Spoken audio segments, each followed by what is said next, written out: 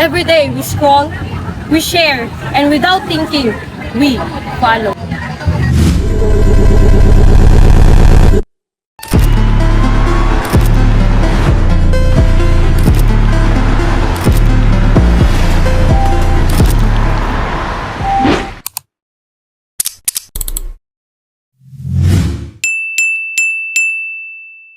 Hoy, tinangad ni nga nanikalat na virus sa tuwa.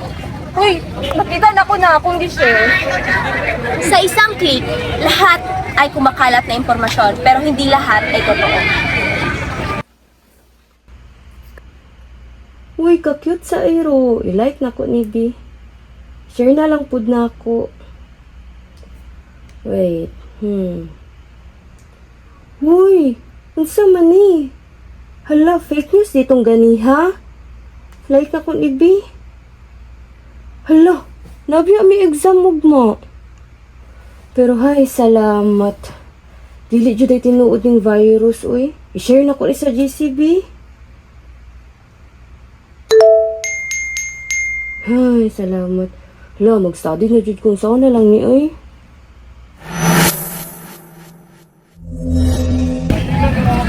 Hi, tungod anang fake news, dagan kayo nito nga tao, pati ako nang ilad. Mao na nipalit dayon kong face mask. Sabi nga legit, sa Facebook na po nang nakita. Basta ako, wala na ako gi-check. Gi-share na ako diretso. Ganito kalakas ang impluwensya ng social media sa ating paniniwala at kilos. Ang media ay may malaking epekto sa trends, kung ano ang sinusunod natin, beliefs, kung ano ang pinaniniwalaan natin, behavior, kung paano tayo kumikilos. Ito ay halimbawa ng culturalist perspective. Hinuhubog ng social media ang ating pag-iisip at ugali. Sa mass media tulad ng TV at news, may proseso at fact-checking. Pero sa social media, Pwedeng mag-post kahit mali. But social media influences us more quickly. Ito ay evolutionary social change, unti-unting pagbabago sa ating ugali. i-check ang mga sources. I-verify ang impormasyon. Huwag magpakalat ng fake news.